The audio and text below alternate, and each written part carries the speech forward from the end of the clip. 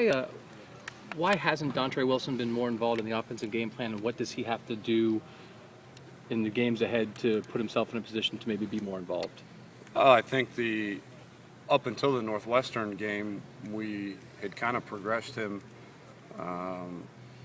at the level that we had expected, and then he, by his own admission, didn't have a great week of practice, and that coupled with the fact that the defensive coverage structure that Northwestern was predominantly in the whole night, which was a cover three, bailing the corners out, really protecting the alleys, really not giving a whole lot of options into the perimeter run game.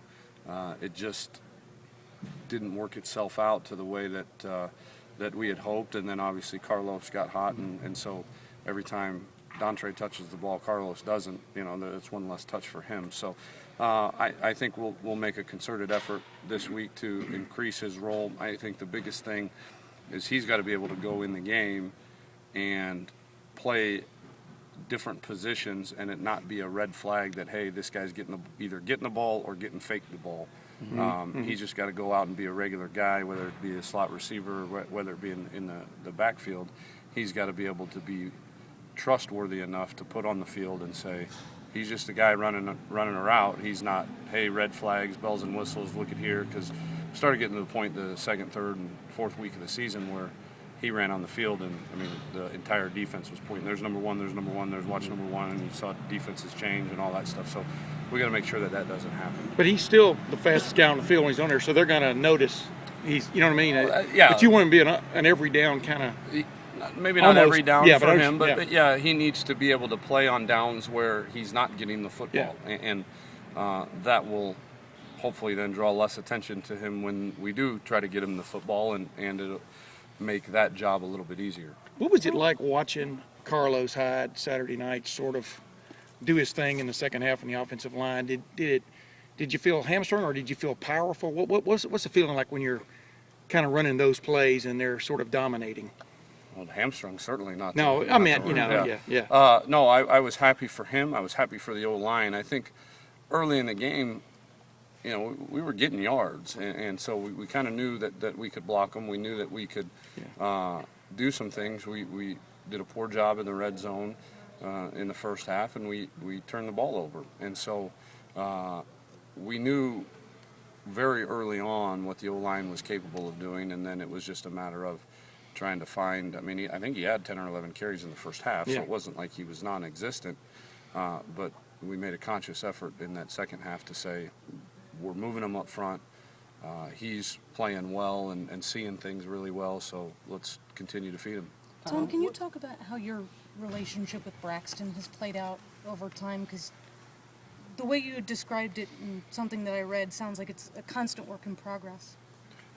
Yeah, I think it's really good now. I think it's taken a long time to get to the level that we're at. I think every relationship is a work in progress, if my wife's listening.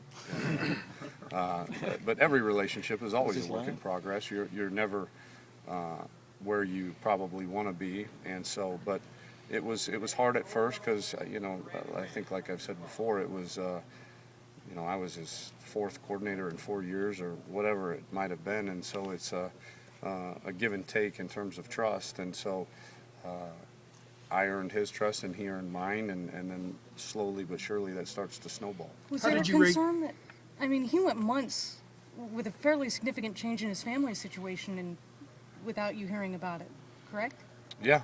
Was that just a function of that trust you talked about? Probably. And I think it's a function of how conscientious the young man is in terms of he didn't want to disrupt the season and didn't want to disrupt me and didn't want to disrupt his teammates or anybody else, and he wanted to make sure that was not a distraction, nor was it seen as one.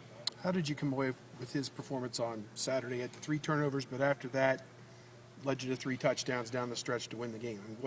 How did you come away with it? Well, anytime the interception was certainly no fault of his, but it still goes down in the stat book as an interception for him, and so The fumbles were a concern, obviously, and I think he missed a couple reads early, but nothing terrible. So he was playing hard. The thing I was most proud of was every coach on the sideline was telling me his demeanor was great, and he had his chin up, and he was still talking and still active and involved, and he was great with me on the headset. And so that told me that we had at least crossed one hurdle from maybe last year and where he was in terms of when things started to go south a little bit, his demeanor would change, and he would wear his emotions on his sleeve. And I think he did an excellent job of keeping his chin up, keeping his chest out, and making sure that his teammates around him understood, hey, I screwed up, guys. I screwed up, and I'll get it back. We'll be all right. The first one